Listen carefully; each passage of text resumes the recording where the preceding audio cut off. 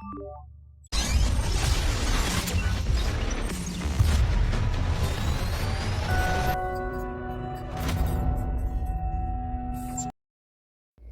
hi guys, welcome back to my YouTube channel.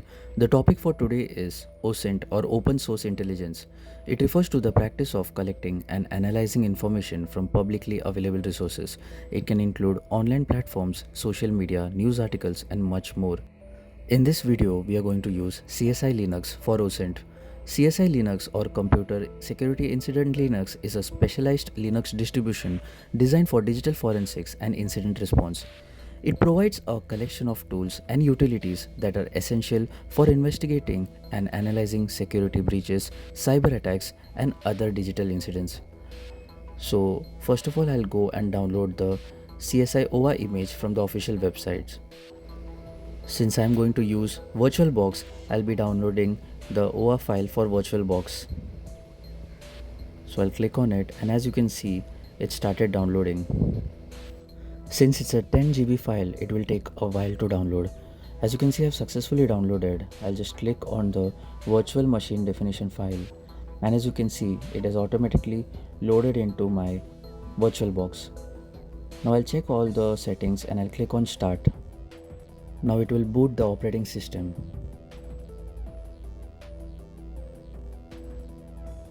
It will take a while.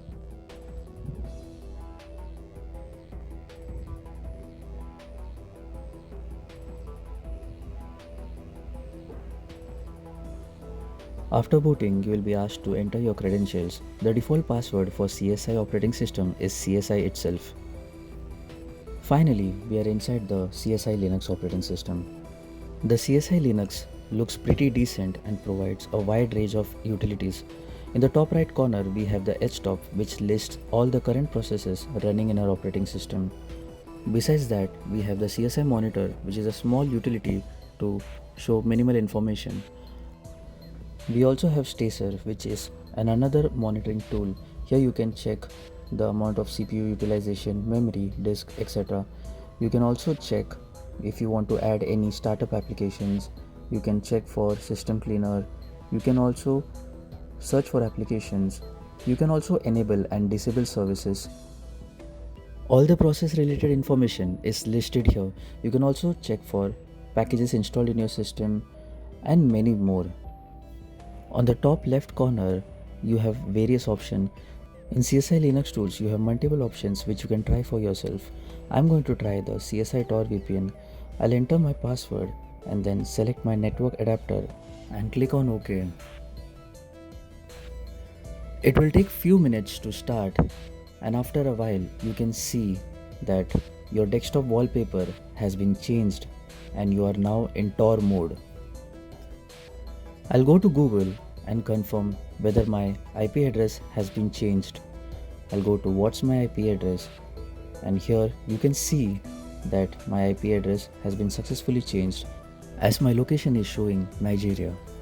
There are various inbuilt applications you can test. Under secure communication, you have messaging applications. You can link your mobile. You can also use Android in this Linux.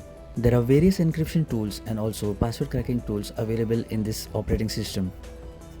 You can also check for domain OSINT, email OSINT, phone number information, SOCMINT or social media investigation, OSINT frameworks, geolocation, and much more.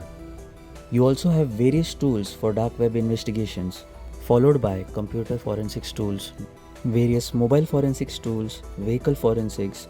You also have malware analysis and reverse engineering tools, and much more. Let's pause here and explore some other open source tools as well. One of them is the Canary Token. A Canary Token is a digital trap designed to detect unauthorized access or suspicious activities within your network. It works by creating a unique token when accessed or triggered, notifies the administrators about the breach attempt. These tokens can be embedded in various places such as documents, emails, or even URLs to create alert defenders. For my demonstration purpose, I'm going to select the Word document template. I'll provide an email address so that I can be notified if someone clicks on this Word template. We will also provide a note saying honeypot, and then I'll click on create my Canary token.